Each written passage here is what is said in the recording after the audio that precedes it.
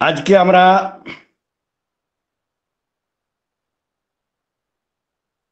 একটি সুন্দর মেডিসিন, যে মেডিসিনটি আমরা ক্লাসিক্যাল ট্রিটমেন্ট করার সময় খুব কম ব্যবহার করেছি, কারণ যেভাবে মেটেরিয়া মেডিকাতে ফিজিক্যাল সিমটমগুলো দেওয়া আছে আমরা সেইভাবে পেশেন্টের কাছ থেকে আদায় করতে পারিনি। Number one. নাম্বার টু, হতে পারে আমাদের বা আমার ওপিয়াম সম্বন্ধে নলেজটা হয়তো কম ছিল, কিন্তু মাইন্ড টেকনিকে আসার পর শুধু ওপিয়াম কেন, প্রত্যেকটা মেডিসিন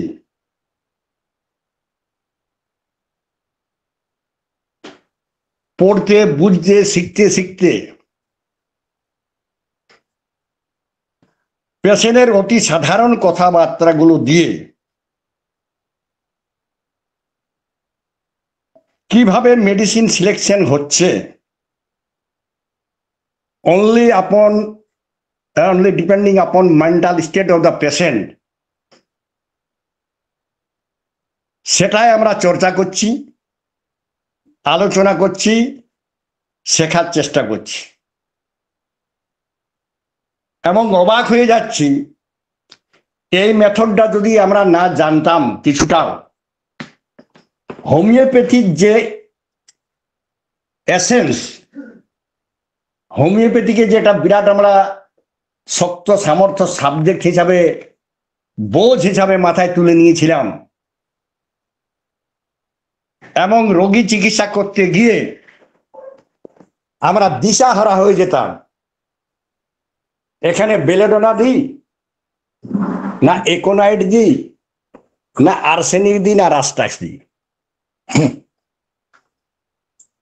ফলত কি করতাম, বাধ্য হয়ে আমরা একসাথে দুটো মেডিসিন দেওয়ার কখনো কখনো দিয়েছি। তো সেই যে একটা গর্হিত কাজ অ্যাকর্ডিং টু হেনিম্যান, সেটা আমরা করতে বাধ্য হয়েছি। তো সেই বেড়াজাল থেকে মুক্ত করার মতো কোনো মানুষ সেদিন আমরা পাইনি, আমি তো পাইনি। আজ আমরা একসাথে দীর্ঘ 4 বছর ধরে মাইন্ড মেথডের মাধ্যমে শিক্ষা গ্রহণ, শিক্ষাদান এবং রোগী পরিষেবা দিতে গিয়ে প্রতি মুহূর্তে আমরা চমৎকৃত হয়ে যাচ্ছি। এই ভেবে how beautiful science is homeopathy, how attractive medical system of homeopathy. এবং বলতে দ্বিধা নেই, আমরা যারা মেটেরিয়া মেডিকার পাতাটাও খুলতাম না, ফাঁকা সময়টা যেখানে আমরা পেপার পড়ে, টিভি দেখে, বন্ধু বান্ধবের সাথে আড্ডা দিয়ে সময় নষ্ট করে দিতাম, অমূল্য সময় নষ্ট করে দিতাম।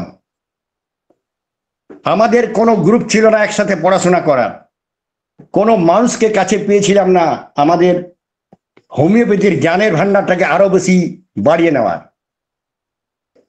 কিন্তু আমরা মন নিয়ে প্ল্যাটফর্মের মাধ্যম দিয়ে আমরা বলতে গেলে বিনা পয়সায় আমরা ঘরে বসে সেই অমূল্য শিক্ষা গ্রহণ করছি, অভিজ্ঞতা শুনছি, কাজে লাগাচ্ছি এবং পেশেন্টকে আমরা আরোগ্য দান করছি। সেই আরোগ্য দান করার জন্য আমাদের একটি সুন্দর মেডিসিন ওপিয়াম, যে মেডিসিনটি আমরা একটা সময় অনেকের বাক্সে থাকতো না, যদিও বা থাকতো আমরা খুব কমেই ইউজ করার সুযোগ পেয়েছি। তো খুব ভয়ঙ্কর কেস, যেখানে পেশেন্ট মনে হচ্ছে যে মৃত্যুর দিকে চলে আসছে, আমরা বুঝতে পারছি না কি করব, সেই সকল ক্ষেত্রে আমাদের ওপিয়াম একটা গুরুত্বপূর্ণ মেডিসিন। কখন মেডিসিন আমরা প্রয়োগ করব, কেন করব, পেশেন্টের কাছ থেকে কি দেখব, আইপিআর এর কাছ থেকে কি শুনবো, আমরা কি অবজারভেশন করব, সামগ্রিক একসাথে বিচার করে আমরা যখন মেডিসিনটা ফাইনাল করছি, মেডিসিনটা প্রয়োগ করছি, আমরা অবাক হয়ে যাচ্ছি। How beautiful medicine is the opium. তো আমরা সবাই জানি ওপিয়াম একটা হচ্ছে এমন মেডিসিন যেখানে আমাদের বলাই আছে, কিন্তু আমরা সেটাকে সেদিন ভাবতে পারতাম না, বুঝতে পারতাম না যে এটা কিভাবে সম্ভব। কিন্তু সম্ভব, আমাদের তখন জ্ঞানের আলোটা ছিল না। কি ছিল না? আমরা দেখেছি অনেক পেশেন্ট যখন তার পেটে ব্যথা করে, মাথা ব্যথা করে, দাঁত ব্যথা করে, বা আরো বড় বড় কমপ্লেন হয়, কিছু কিছু ক্ষেত্রে নয়, ম্যাক্সিমাম ক্ষেত্রে পেশেন্ট কিন্তু প্রচুর চিৎকার চেঁচামেচি এবং তার কষ্টের কমপ্লেন করতে থাকে। ব্রেলোডোনা করে, আর্সেনিক করে, রাস্টাক্স করে, আর্নিকা করে, আমাদের একোনাইট, সবাই অনেক মেডিসিন। কিন্তু আমরা অনেক ক্ষেত্রে দেখেছি এমনও কিছু পেশেন্ট পাওয়া যায়, তার খুব বড় ঘা হয়েছে, একজিমা হয়েছে, টিউমার আছে, পেটে প্রচন্ড gas, psoriasis of liver, patient খেতে পাচ্ছে না, কিন্তু দেখা যাচ্ছে সে কোনো কমপ্লেনই করছে না। আমরা এক্সটার্নালি বুঝতে পারছি the patient is suffering from serious illness with severe pain, but the patient does not feel the severity of complain. আজকে আমরা একটা বাংলাদেশের পেশেন্ট দেখলাম, পেশেন্টের এসআইটিস হয়ে গেছে, psoriasis of cirrhosis of liver হয়ে গেছে, পা ফুলে গেছে, ভালো খেতে পাচ্ছে না। আমরা যখন জিজ্ঞেস করলাম আপনার কি সমস্যা, পেশেন্ট বলছে ডাক্তারবাবু আমি ভালো আছি। How it possible? Patient can say that I am okay. It is not uncommon. It is uncommon, peculiar, characteristic mental symptoms of the patient. That is one of the medicine, opium. তাহলে আমরা কি পাবো, কি পাই এই সকল ক্ষেত্রে? একটা patient অজ্ঞান অবস্থায় পড়ে আছে 7 দিন ধরে। আমাদের এখানে হয়তো যদি আছে তো আমি জিজ্ঞেস করছি, পদ্মা ম্যাডাম আছেন? পদ্মা ম্যাডাম এখনো ঢুকেননি। আমি কেসটা একটু বলি, তাহলে বোঝা যাবে যে আমরা কোন ক্ষেত্রে ওপিয়ামকে এই সকল সিভিয়ার ক্ষেত্রে ইউজ করতে পারি। এদিন ম্যাডাম আমাকে ফোন করছেন, শ্যামল স্যার আমার হাজবেন্ড কিন্তু খুব অসুস্থ, আজ 4 দিন ধরে অর্ধচেতন অবস্থায় আছে। আমি এবং আমার বন্ধুরা মিলে অনেক মেডিসিন দিয়েছি, হাসপাতাল তো বলে দিয়েছে নাথিং টু ডু, কিচ্ছু করা যাবে না। তো এই অবস্থায় আপনি যদি কিছুটা হেল্প করতে পারেন। আমি ওনার কাছ থেকে শুনলাম পেশেন্ট কিচ্ছু কথা বলতে পারছে না, পেশেন্ট চুপচাপ বিছানায় শুয়ে আছে। উনি বলছেন চুপচাপ বিছানায় শুয়ে আছে। আমি জানতে চাইলাম ওনার সমস্যাটা কি।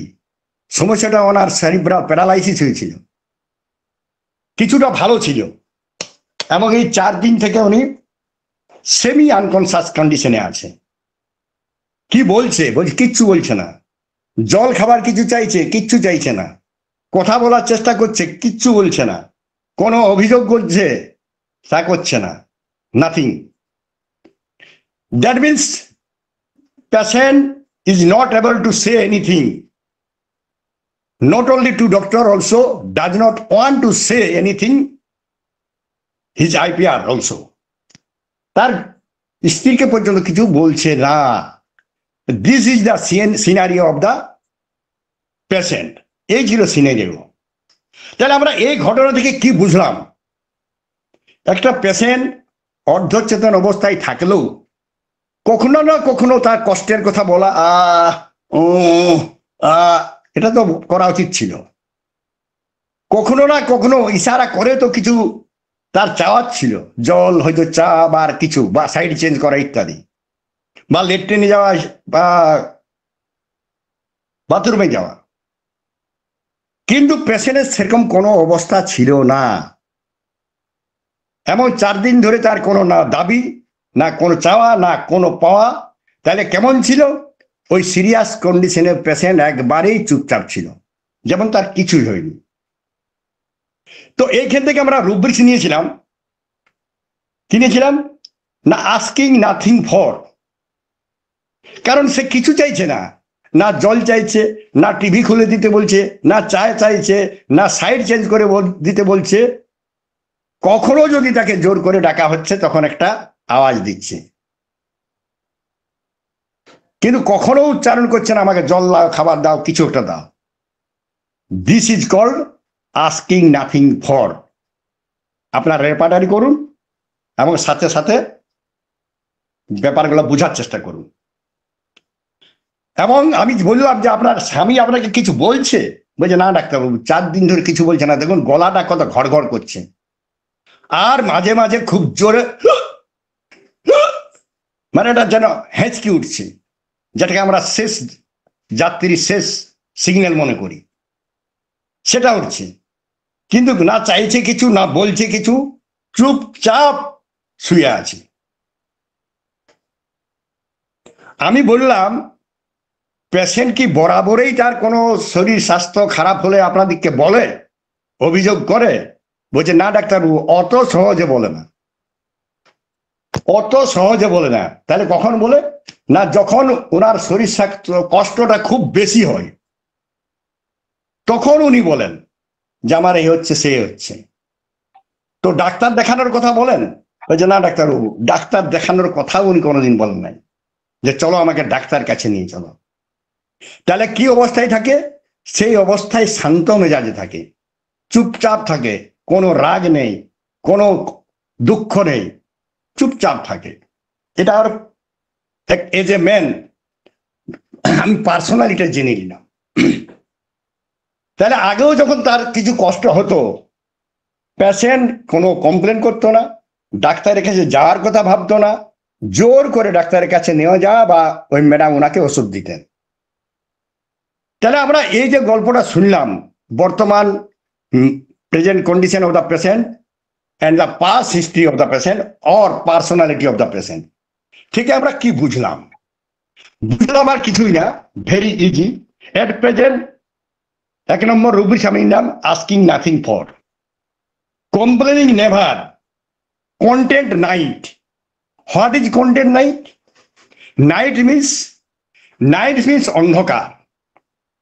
অন্ধকার মানে যেখানে কোনো আলো দেখা যায় না।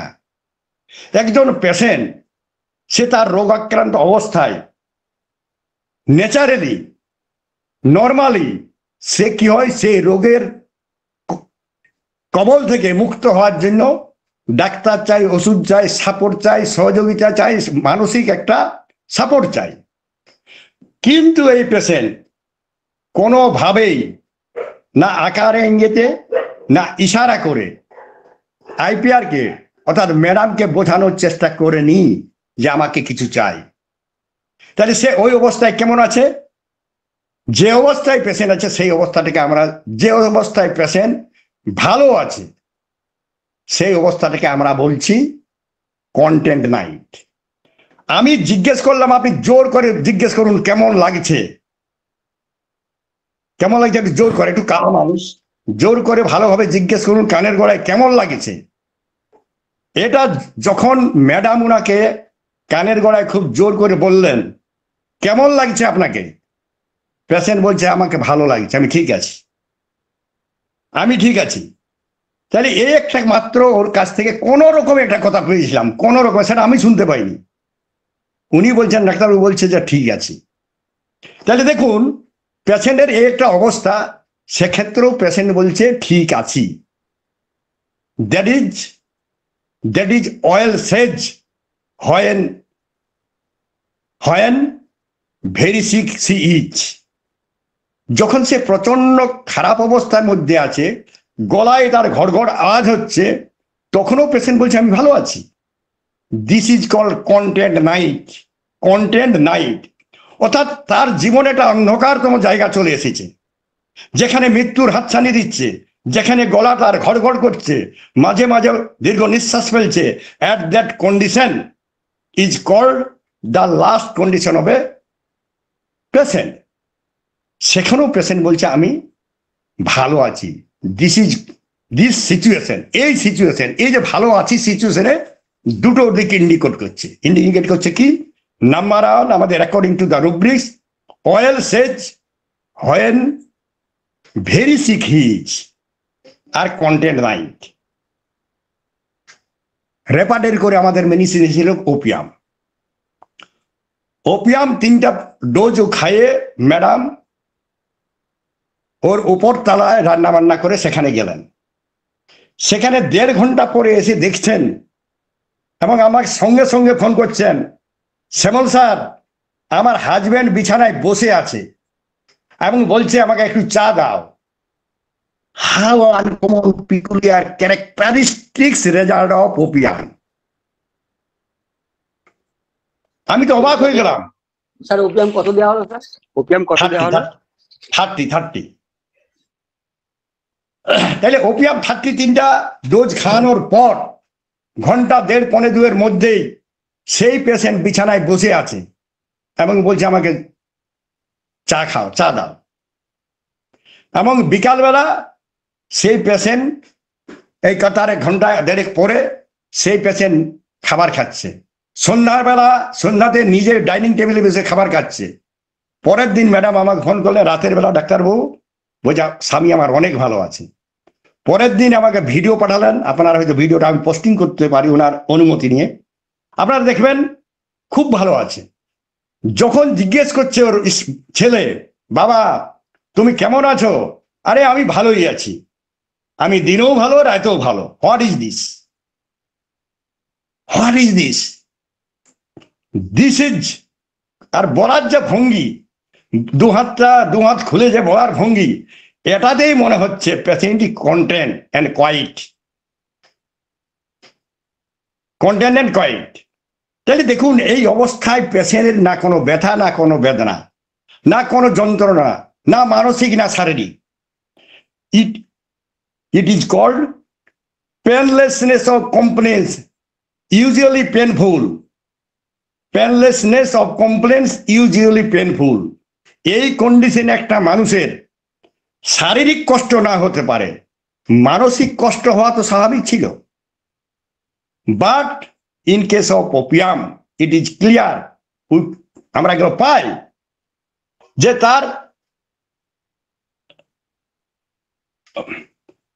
তার শারীরিক এত বড় একটা সমস্যা চলছে, সেখানে তার না মনে যন্ত্রণা, না তার দেহে যন্ত্রণা। This is called painlessness of complaints, usually painful. এই রূপগুলো আপনারা যখন জুড়বেন দেখা যাবে মেডিসিন ওপিয়াম। ক্লিয়ার? একটু রেসপন্স দিবেন।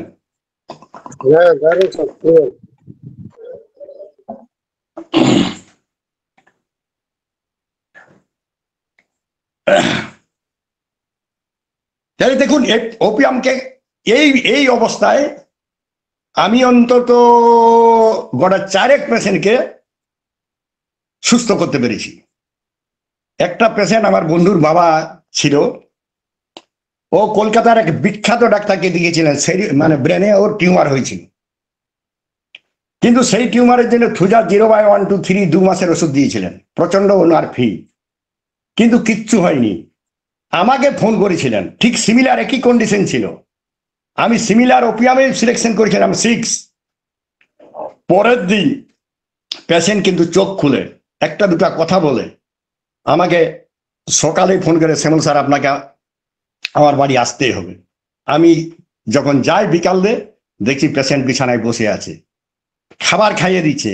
পরের দিন সে নিজের হাতে খাবার করছে। This is the magic and music of homeopathic medicine, that is opium. তাহলে আমরা এরকম ডিভাস্টেটিং কেস, আনকিউরেবল কেস, যেখানে বড় বড় নার্সিং হোম হাত তুলে দেয়, সেখানে homeopathy can do everything if according to the mental character and the mental state of the patient. এগুলো আমরা করতে পারি। তাহলে আমরা এই জায়গাটা পেলাম আমাদের ওপিয়ামের একটা জায়গা। আর দেখুন কি সুন্দর জায়গা ওপিয়াম এত একটা ভালো মেডিসিন। প্রতিদিন এটা ইউজ করা যায়। আমি তো আজকেও একজনকে দিয়েছি। তো দেখুন, এমনই একটি কন্ডিশন আমি বলছি, আমরা অনেক পেশেন্ট পাবো যেখানে আমরা জিজ্ঞেস করব আপনার সমস্যাটা কতদিন ধরে। পেশেন্ট বলে ডাক্তারবাবু আমার সমস্যাটা 4 মাস ধরে। যে সমস্যা হোক, যাই হোক, এই পাইলস হোক, একজিমা হোক, পেট ব্যথা হোক, মাথা ব্যথা হোক, মাথা করা হোক, যাই হোক না কেন, পেশেন্টের কাছে আমরা এই কথাগুলো পাই যে আমার এটা 4 মাস ধরে। তা আপনি কি করেছেন চিকিৎসা? না ডাক্তারবাবু আমি কিচ্ছু করিনি। তাহলে আজকে আপনি এলেন? না ডাক্তারবাবু আজকেও আমার আশা ছিল না। তাইলে কেন বলেন? না ডাক্তারবাবু দেখুন প্রশ্নটা কিভাবে করতে হবে, মানে আমাদের এই স্বাভাবিক প্রশ্নগুলোর মধ্য দিয়ে আমাদের মেডিসিনের গতি প্রকৃতি পাল্টে যায়। আপনার কতদিন ধরে সমস্যাটা? না 4 মাস। আমরা জিজ্ঞেস করবো আপনি কি ব্যবস্থা নিয়েছেন চিকিৎসা? না ডাক্তারবাবু আমি কিছু চিকিৎসা নেইনি। কেন নেননি? না ডাক্তারবাবু কষ্ট তো তেমন একটা ছিল না, এখনো নেই। এখনো কষ্ট নেই, তাহলে আপনি কেন বলেন? ওর কথা শেষ জায়গাটা থেকে আমাদের প্রশ্নটা করতে হবে। তাহলে আপনি কেন বলেন কষ্ট যখন নেই? না ডাক্তারবাবু আমার অ্যাকচুয়ালি আসার কথা ছিল না। আজ 4-5 দিন ধরে আমার বউ, আমার বাচ্চা, আমার বন্ধু শুনেছে, বারবার ফোন করছে, আরে তুই ডাক্তার দেখা, তুই ডাক্তার দেখা। পাইলসের মতো কেস, মনে করুন পাইলস হয়েছে, পাইলসের মতন কেস, এখন হয়তো তোর কম আছে। জানিস এই পাইলস থেকে কত বড় বড় বিপদ হয়, ক্যান্সার পর্যন্ত হতে পারে। এই সবাই যখন বলছে, আর আমারও ভয় লেগে গেল ডাক্তারবাবু, সত্যি তো আজকাল ক্যান্সার হয়ে যাচ্ছে। তা আমি আপনার কাছে চলে এলাম। অ্যাকচুয়ালি আমার তেমন কোনো কষ্ট নেই ডাক্তারবাবু। This is the version of the patient. আমরা কি মেডিসিন দিব, আমরা কি মেডিসিন দিতে পারি, কিন্তু according to the mental state of the patient আমরা এখান থেকে বোঝার চেষ্টা করব পেশেন্ট কি অবস্থায় ছিল। রোগ ভোগকালীনও পেশেন্ট ছিল ঘুমন্ত অবস্থায়। ঘুমন্ত অবস্থায়, যেমন একটা নেশা মাতাল মদ খেয়ে রাস্তায় পড়ে আছে, তাকে অনেক কষ্টে ডাকাডাকি করলে কিছু একটা উত্তর দেয়, তেমনি সে রাস্তায় পড়ে আছে, না জলের ধারে পড়ে আছে, নদীর ধারে পড়ে আছে, না কাদায় পড়ে আছে, তার কোনো হুঁশ নেই। সিমিলারলি আমাদের এই পেশেন্টও তার রোগ নিয়ে, সেই রোগ কোন জায়গায় যেতে পারে এই ধরনের কোনো তারও হুঁশ নেই। This is called stupefaction. This is called stupefaction. আর স্টুপিফিকেশন কন্ডিশনেই এই মাতালের মতো নদীর ধারেও পড়ে আছে। কতদিন ধরে পড়ে আছে আমাদের এই ওপিয়াম মাতাল? না 4 মাস ধরে। 4 মাস ধরে পড়ে আছে, কিন্তু কোনো অ্যাকশন নেয়নি। 4 দিন ধরে মাতাল পড়ে আছে, 2 দিন ধরে মাতাল পড়ে আছে, ঘরে আসার কোনো তার অ্যাকশন নেয়নি। যখন ওকে বলা হচ্ছে রে তুই উঠ উঠ উঠ, তোর মদ খেয়ে পড়ে আছিস, উঠ, বোকা কথাকার, দেখ এই দিক থেকে একটা বিরাট জল ঝড় বজ্রপাত আওয়াজ করছে, উঠ উঠ ঘর চলে যায়, তখন মাতাল কোনোভাবে উঠে বাড়ির পথে পা বাড়ায় টলতে টলতে। সিমিলারলি ওপিয়াম পেশেন্টকে যখন বলা হয় আরে তুই এত বড় রোগ নিয়ে তুই পড়ে আসিস, পাইলসের মতো রোগ, একজিমার মতো রোগ, তোর গলস্টোনের মতো রোগ, আর তুই পড়ে আসিস, ডাক্তার দেখা, নইলে বড় ভারী ভয়ঙ্কর ঘটনা ঘটে যেতে পারে। এটা শুনে পেশেন্ট কি করেছে? না ডাক্তারখানায় এসে গেছে। তাই এই যে তার যে ঘুমন্ত অবস্থায় ছিল, এই ঘুমন্ত অবস্থা থেকে তাকে অনেক কষ্টে জাগানো গেছে। This is called stupefaction arouses with difficulty. Stupefaction arouses with difficulty. অর্থাৎ সে যে ঘুমন্ত অবস্থায় ছিল, নিদ্রিত অবস্থায় ছিল, ঘোর অবস্থায় ছিল, তার মনের ঘোর অবস্থায় ছিল, যেই যে অবস্থাটাই ছিল সেই অবস্থা থেকে তাকে জাগানোর জন্য 4 জন লেগেছে। যেমন আমাদের রামায়ণের কুম্ভকর্ণকে ও ঘুমন্ত অবস্থায় জাগানোর যে চেষ্টা চরিত্রটা করা হয়েছিল রামায়ণের গল্পে, সিমিলার একই গল্প আমাদের ওপিয়ামের ক্ষেত্রে করতে হয়। যখন সে ভয় পেয়ে যায়, যখন কুম্ভকর্ণ জেনে যায় যে নর মানুষ এসে শ্রীলঙ্কাকে আক্রমণ করছে, তোকে যেতেই হবে, উঠতেই হবে, তখন কুম্ভকর্ণ ঘুম তার ভেঙেছিল। সিমিলারলি ওপিয়াম পেশেন্টও যখন সে ভয় পেয়ে যায়, তাকে ভয় ধরানো হয়, তখন পেশেন্ট উঠে যায়। তার আগে পেশেন্ট কেমন থাকে? হ্যাঁ ডাক্তার, আমি তো ভালোই আছি, আমার তো তেমন কোনো অসুবিধা হচ্ছে না, অল্প স্বল্প ব্যথা হয়। তাইলে এখানে আমরা বলতেই পারি, well says he is well very sick when, well says he is well very sick when, সে আমি ভালো আছি। যখন সে রোগাক্রান্ত অবস্থায় আছে তখনও পেশেন্ট বলে আমি ভালো আছি। এই দুটো রূপ নিলে আমরা মেডিসিন পেয়ে যাব ওপিয়াম। আমার এক অ্যাসিস্ট্যান্ট একটা পেশেন্টকে নিয়ে এসেছে, ওর সোরাইসিস, প্রচন্ড সোরাইসিস, চুলকানি হালকা হালকা। তো অ্যাসিস্ট্যান্টের আত্মীয়, তো বলছে তুই এক কাজ করবি, আমার ডাক্তার কাছে যাবি। আরে এটা আর ডাক্তার কি দেখাবো, এটা তেমন কোনো তো অসুবিধা হয় নাই, কেবল গায়ের রংটাই একটু আলাদা আছে, আর মাঝে মাঝে চুলকায়। তো বলছে না তাই তুই যাবিস। আসে না, আবার বলেছে আসে নাই, আরেকদিন দেখা হয়েছে মাস তিনেক পরে, তুই যাইস না, চল আমার সঙ্গে চল। জানিস এই একজিমা তোর কত বড় বিপদ ঘটাতে পারে একটা দিন। এমন চুলকানি শুরু হবে না, তুই রাত দিন ঘুমোতে পারবি না। আমরা তো চেম্বারে দেখছি কত কষ্ট মানুষের। তখন তুই রাঁচি, টাটা, কলকাতা, ধারমায় যথাই যা, কোনো রকমে সারবে না, সেই হোমিওপ্যাথি খেতে হবে। সুতরাং তুই চল, আর দেরি করিস না, আমার সাথে চল। তাকে জোর করে নিয়ে আসা হলো। তাহলে এই যে জোর করে নিয়ে আসা হলো, অর্থাৎ তার ঘুম ভাঙিয়ে দেওয়া হবে। It is very painful, it will come very soon, and at that time it is very difficult to tolerate, so you take step immediately. তখন পেশেন্ট আমার কাছে এসে সেই একই ভার্সেন, কি ব্যাপার এতদিন ধরে? না ডাক্তারবাবু, তেমন তো কোনো কষ্ট হয়নি, ইনডিফারেন্ট সাফারিং অ্যাবাউট। তো আজকে তুমি কেন বলে না, এই যে আপনার অ্যাসিস্ট্যান্ট আমার আত্মীয়, হে আমাকে ভয় খাইয়ে দিল, তখন আমি চলে গেলাম। তাই এখন তুমি কেমন আছো? না এখন তো আমি ডাক্তারবাবু ভালো আছি, তেমন তো কোনো কষ্ট নেই। This is opium. ওপিয়াম দেওয়ার পর 30 বা 200 দেওয়ার পর উইদিন 15 days 60-70% কমে যায়। 2 থেকে 3 বার মেডিসিন খাই, খতম হয়ে যায়। তো আমাদের মাইন্ড টেকনিক যারা আমরা করছি, আমাদের কাছে দেখবেন পেশেন্ট, মানে আমরা যখন ক্লাসিক্যাল করতাম, একটা পেশেন্ট একটা একজিমাকে 1.5 বছর 2 বছর 3 বছর ধরে আমরা ট্রিটমেন্ট করতাম। কিছুটা কমতো আবার হতো, কিছুটা কমতো আবার হতো, এইভাবে চলতো। কিন্তু এখন আমরা দেখতে পাচ্ছি আমাদের পেশেন্টের কিওরের যে রেটটা অনেক বেশি এবং দ্রুততার সাথে কিওর হচ্ছে। আরেকটা আমি কেস বলছি এইখানেই, এটা পরে বলবো, একটু অন্য ব্যাপার আছে। তাহলে this is called painlessness state of opium. আপনারা লিখে রাখুন heading number 1, painlessness state of opium. ওপিয়ামের ব্যথাহীন একটা স্টেট হয়, সেই স্টেটে আমরা মারাত্মক মারাত্মক রোগের চিকিৎসা করতে পারি। Next number 2, indifferent state of opium, যেটা আমরা আলোচনা করেছি। আর বেশি আলোচনা করবো না, মাত্র একটু বলে যাচ্ছি। কারণ কি, আমি ওপিয়ামটাকে ভাগ করেছি কয়েকটা স্টেজে। যে কোনো স্টেজে আমাদের কাছে ওপিয়াম আসুক, আমরা যেন ধরতে পারি, আমরা যেন প্রেসক্রিপশন করতে পারি, আমরা যেন কিওর করতে পারি পেশেন্টটাকে। যার জন্য আমি স্টেট গুলোকে ভাগ করেছি, কারণ আমাদের কাছে যে কোনো স্টেটে পেশেন্ট আসতে পারে, আর আমরা যে কোনো স্টেটকেই আমরা ওপিয়ামের জন্য ধরতে পারি।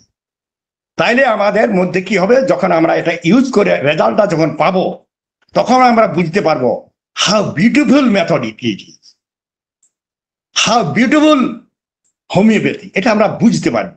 আর যখনই বুঝতে পারবো, দেখবেন আমাদের প্রত্যেকের আগ্রহ আরো বেশি বেশি করে বেড়ে যাবে।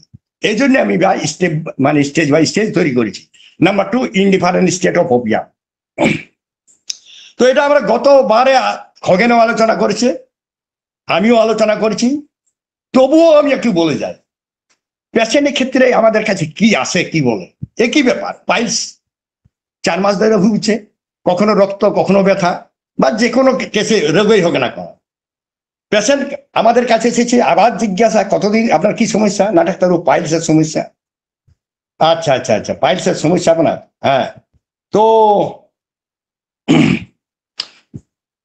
আচ্ছা, আমার এটা করা আছে, এটাকে শো করে দিচ্ছি, তাহলে দাঁড়ান, তাহলে সুবিধা হয়। আমি একটু শো করে দিচ্ছি, তাহলে আমার নিজের ফোনটায় আমি এটাকে করছি,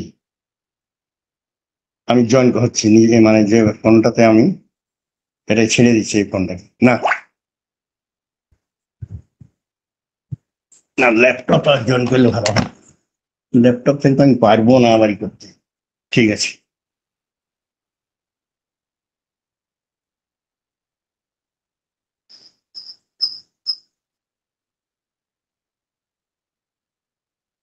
আচ্ছা আমি শেয়ারিং করছি। হ্যাঁ, আমি শেয়ারিং করছি, তাহলে এগুলো সুবিধা হবে আর কি, আপনাদের দেখতে সুবিধা হবে, লিখতেও সুবিধা হবে। ঠিক আছে স্যার।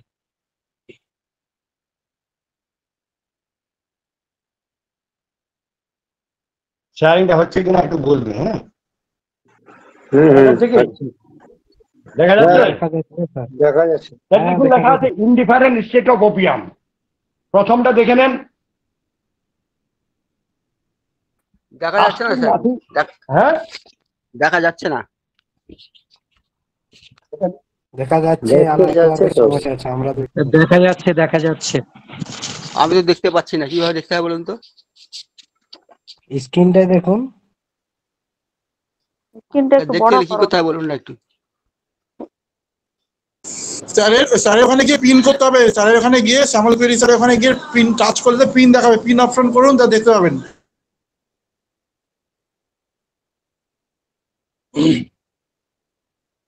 আচ্ছা, আপনারা ওটা চেষ্টা করুন, একটু আলোচনা চালিয়ে যায়। ইনডিফারেন্ট স্টেট অফ ওপিয়াম দারুণ জায়গা। এই জায়গাটা আমরা ম্যাক্সিমাম পেশেন্টকে পাই। কেমন পাই আপনারা শুনুন, বা হয়তো এটা যদি আমাদের ইউটিউব রেকর্ডে দেয় খুব ভালো হয়। একটা পেশেন্ট আপনার কাছে এসেছে, যে কোনো পেশেন্ট, কোনো রোগ, যে কোনো রোগ, এই জায়গাটা ভাববেন, যে কোনো রোগ আপনার কাছে এসেছে। আমি পাইলসে দিয়েই বলছি, আমি প্রথম আমার মাইন্ড টেকনিকের ফার্স্ট মেডিসিন আমি ইউজ করে সাকসেস হয়ে যাবো, দ্যাট ইজ ওপিয়াম। সেটা কেমন না, একটা মহিলা 3 বছর ধরে তার আমাকে বলছে, ডাক্তারবাবু আমার পাইলস হয়েছে। বলি কি কষ্ট হচ্ছে? না রক্ত পড়ছে, জ্বালা করছে, শক্ত পায়খানা হয় আমার বরাবর। কতদিন ধরে? না 3 বছর ধরে প্রায়। তো আপনি কি চিকিৎসা করেছেন? বলছি না ডাক্তারবাবু আমি কোনো চিকিৎসা করিনি। বলি আপনাদের কাছেই তো হসপিটাল, সেখানে যাননি? বলছে না ডাক্তারবাবু। কেন যাননি? দেখুন, এই প্রশ্নটা আমাদের করতে হবে, তোমার রোগ হয়েছে তুমি কেন যাবে না ভাই? কেন দেখান ডাক্তার কাছে যাননি? বলছে না যায়নি, অল্প স্বল্প ছিল, কোনো অসুবিধা নাই, আমি কাজকর্ম তো সবাই করছিলাম। তো আপনাকে মনে রাখতে হবে, এইখানে একটা কথা আপনাকে স্পেশালি মনে রাখতে হবে। আচ্ছা, আপনার যে সমস্যাটা বাড়ির লোকজনকে জানিয়েছেন? না ডাক্তারবাবু আমি কাউকেও জানিয়েনি। এটা কি জানানোর আর কি আছে? একটা ছোটখাটো যেমন কষ্ট হয়, আমি তো কাজকর্ম সবাই করছি, তাহলে কাউকেও আপনি বলেননি? বলছে না। আচ্ছা আচ্ছা আচ্ছা, তাহলে আজকে কেন আপনি এসেছেন? না ডাক্তারবাবু কি বলবো আপনাকে, না এখানে আমি একটু অন্যভাবে বলছি, তাহলে আরো ভালো হবে, মানে দুটো সেট আমি ভাগ করে দিচ্ছি ইন্ডিফারেন্সে। তাহলে ব্যথা বেদনা নিয়েই আপনি কাজ করছেন? বুঝছে হ্যাঁ হ্যাঁ, ব্যথা বেদনা একটু করতো, আমার ওটা কোনো মনে করিনি, আমি ব্যথা বেদনা নিয়েই কাজ করছি। তাহলে আপনি ডাক্তার দেখান নাই? বলছে না ডাক্তারবাবু ডাক্তার দেখানো হয় নাই, বাড়িতে অনেক কাজ, আমার স্বামী বাইরে থাকে, আমি বাড়িতে 3টে ছেলে, তারপর চাষবাসের কাজ, রান্না বান্নার কাজ, আমি অ্যাকচুয়ালি সময় পাইনি, যার জন্য আমি দেখাতে আসিনি। তো আজকে আপনি তাহলে কেন আনেন? না ডাক্তারবাবু আজ সকাল থেকে না আমার ব্যথা বেদনা, হ্যাঁ ব্যথা বেদনা, রক্ত পড়া, এগুলো সব বেড়ে গেছে ডাক্তারবাবু। তাই ভাবলাম না এবার কিন্তু আমাকে ডাক্তার দেখাতেই হবে, তার জন্যই ডাক্তারবাবু আমি চলে এলাম। দেখুন এখানে আমরা কি দেখলাম, ইনডিফারেন্ট স্টেটে পেশেন্ট কি করছে, ইনডিফারেন্ট সাফারিং টু, তার যে কষ্ট হচ্ছে সেই কষ্টের বিস্তারে সে উদাসীন। ইনডিফারেন্ট কমপ্লেন ডাজ নট, তার স্বামীকে পর্যন্ত ফোন করে বলেনি, ডাক্তারকে ফোন করে, ডাক্তারের কাছে পর্যন্ত যায়নি, কাউকে জানায়নি। যেখানে সমাধান অন্যায়ের একটা ব্যবস্থা হবে তেমন কোনো জায়গায় জানায়নি, না স্বামীকে জানিয়েছে, না গ্রামের কোয়াকদেরও জানিয়েছে। This is indifferent complaint as not. তাইলে আমরা ভেবে নিব সে কি অবস্থায় ছিল। This is the feeling of a doctor.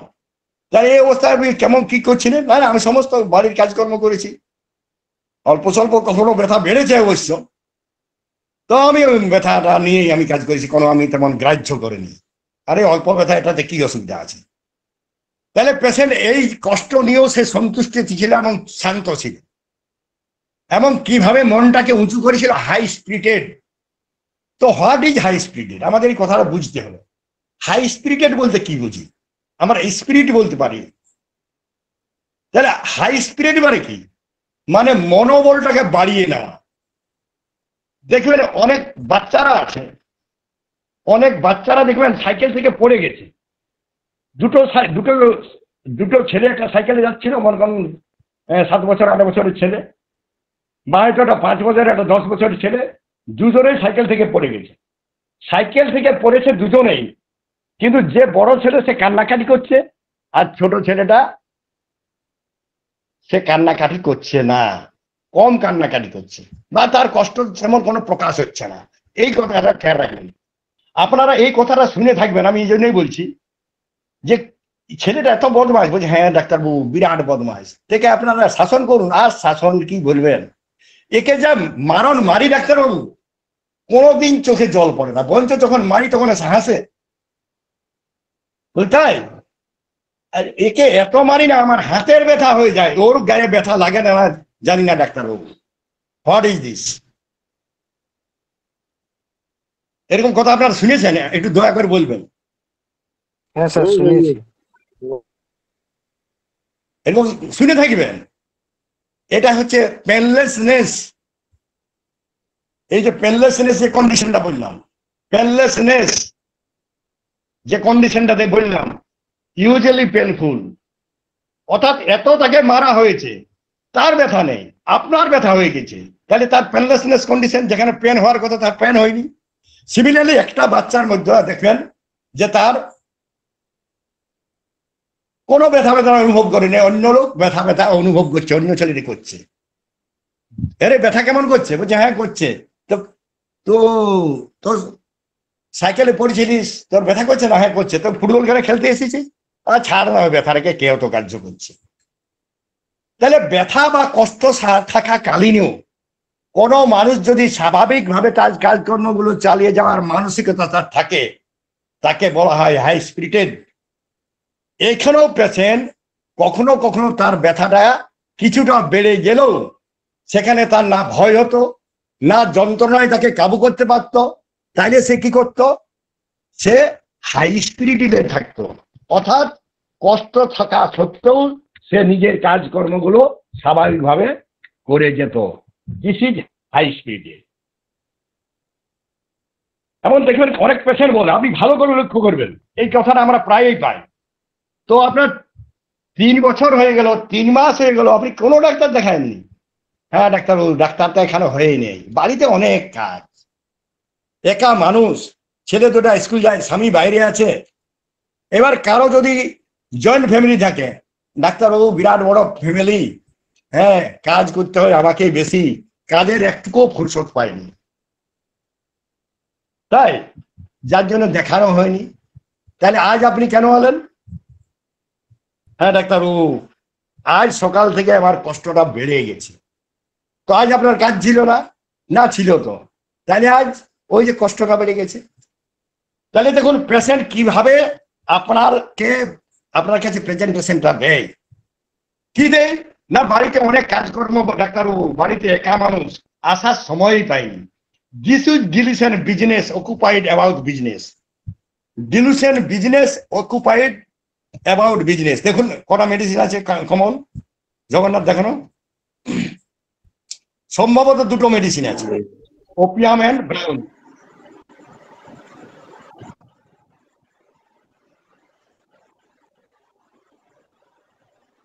Dilution business, ব্রাউনি আর ওপিয়াম দুটো। ব্রাউনিয়ান ওপিয়াম।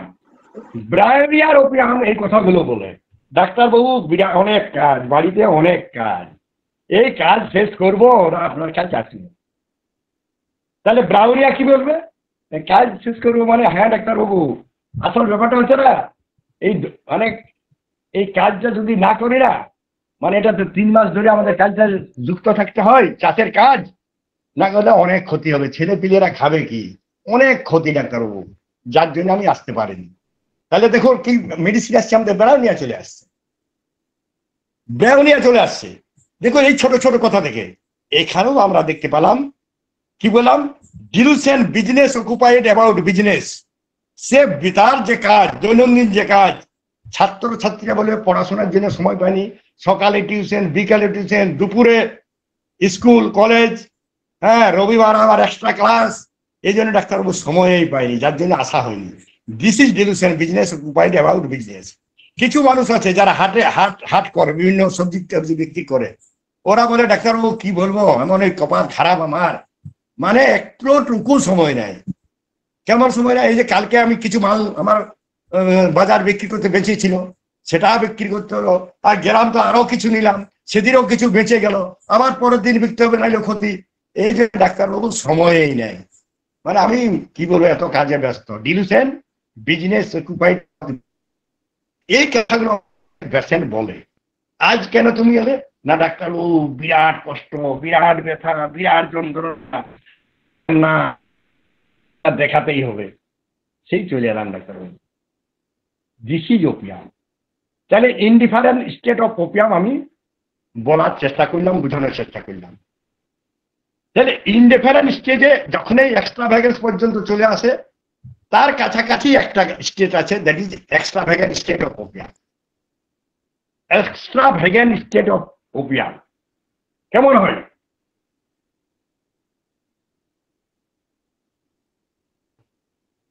সেই পেশেন্ট, পাইলসের পেশেন্ট, ওকে বলা হলো যে কি সমস্যা আপনার? ডাক্তারবাবু আর কি বলি, সকাল থেকে যা ব্যথা বেদনা যন্ত্রণা ডাক্তারবাবু, পাইলসটার খুব ব্যথা যন্ত্রণা। আপনি বলতে দেন ওকে, আপনি বলতে দেন। আমরা যদিও এই কথাটা শুনে আমরা আরো অনেক প্রশ্ন করবো, কিন্তু কখনো কখনো আমাদের বুদ্ধিটা কাজে লাগাতে হবে, বা হয়তো আমরা বলতেই পারি যে কতদিন ধরে এটা আপনার হয়েছে। দেখুন ঠিক আমাদের indifferent safari, indifferent complaint as not container কয়েড, high স্পিডে dilution business occupied about business, এই পর্যন্ত আপনি ওর কাছে ভার্সন পেয়ে যাবেন। তারপরেই পাবেন এক্সট্রা ভ্যাগেন্স কন্ডিশনে আপনার কাছে এসেছে।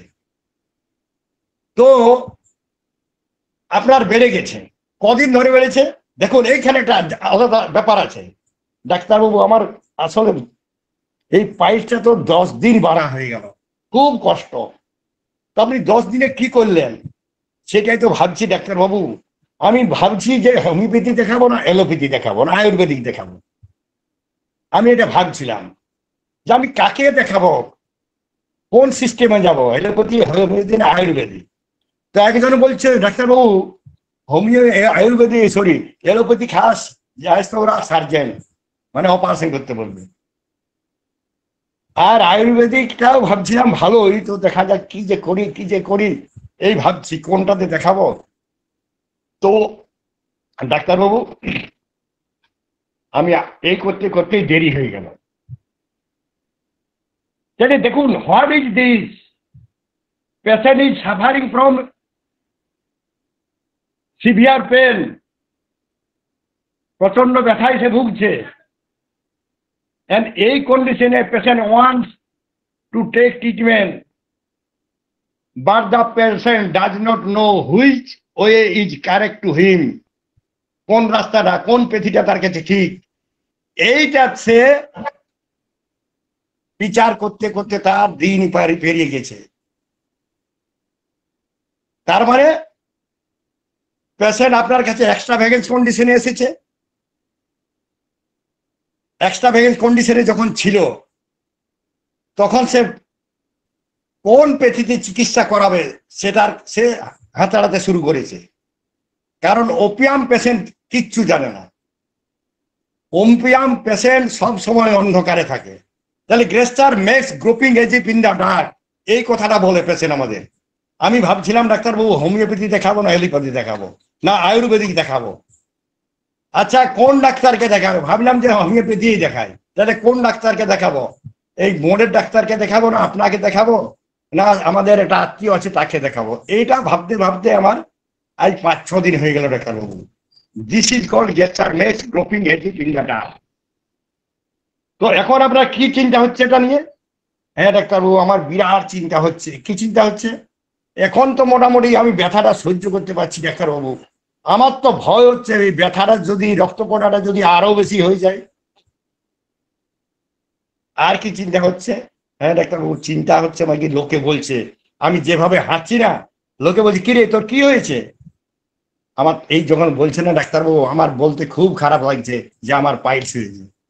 তখন আমি বলছি যে আমার পায়ে আঘাত লেগেছিল, সেই আঘাতের ফলে আমি খড়িয়ে খড়িয়ে চলছি, সেই আঘাতটার জন্য আমি খুঁড়িয়ে খুঁড়িয়ে চলছি। তাহলে দেখুন আমরা এখানে কি পেলাম? এক্সট্রাভ্যাগেন্স grouping as if in the dark, gesture makes grouping as if in the dark, here extravagance, elements from embarrassment of, elements from embarrassment of। এটা কেমন জিনিস? আমাদের এখানে বুঝতে হবে যখন আমার কোনো ফল্ট, আমার কোনো ডেফিসিট, সে আচরণগত হোক, চালচলনগত হোক, কথাবার্তা হিসাবে হোক, আপনার জামা কাপড়ের চেনটা লাগা থাকুক না চেনটা হয়তো খোলা আছে, সেক্ষেত্রে আপনি এটা লজ্জিত অপ্রস্তুতি চিন্তা ভাবনা করেন। হয়তো জামার বটনটা দেখলেন লাগা আছে উপরে নিচে, আপনি লাগিয়েছেন ঠিক মতো লাগায়নি, আপনাকে কেউ বলে দিল কিরে তোর বোতাম কি এটা পড়ে গেছে না জামাটা ছোট বড় তোর, আপনি দেখলেন আরে সত্যি তাই। এই জায়গায় আমাদের যে ফিলিংটা হয় that is called embarrassment. Embarrassment always related to oneself. নিজের কোনো ভুল ভ্রান্তি, খারাপ আচরণ, খারাপ ব্যবহার, খারাপ বক্তব্য, খারাপ কিছু যখন নিজে নিজেই করে আর লোকে তাকে সেটা দেখিয়ে দেয়, তখন যে ফিলিংটা হয় সেটাকে বলা হয় এমব্রাসমেন্ট। তাই এখানে পেশেন্ট বলছে ডাক্তারবাবু আরেকটা আমার চিন্তা হয় খারাপ, খুব খারাপ লাগে লোকে যখন বলে তুই খুঁড়িয়ে খুঁড়িয়ে হাঁটছিস তোর কি হয়েছে, তখন আমার খুব খারাপ লাগে ডাক্তারবাবু। তখন আমি বলি যে আমার পায়ে আঘাত লেগেছিল যার জন্য এইভাবে চলছি। তো দিস ইজ ওপিয়াম। অর্থাৎ এক্সট্রাভ্যাগেন্স কন্ডিশনেও আমাদের কাছে অনেক সময় পেশেন্ট আসে। কখন আসে, কেন এত দেরি হয়? যার জন্য আমরা একটা কথা বলি, ওপিয়ামের ডাক্তার দেখানোতে দেরি কেন হয়?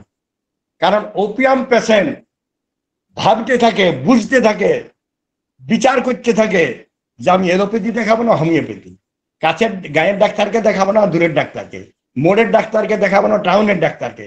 এই যে কন্ডিশনটা সে হাতাড়াতে থাকে, সেটাই হচ্ছে gestures groping as if in the dark. এটা অন্য ভার্সনও আরো অনেক আছে। তো এটা গেল আমাদের ওপিয়ামের 3 নম্বর স্টেট।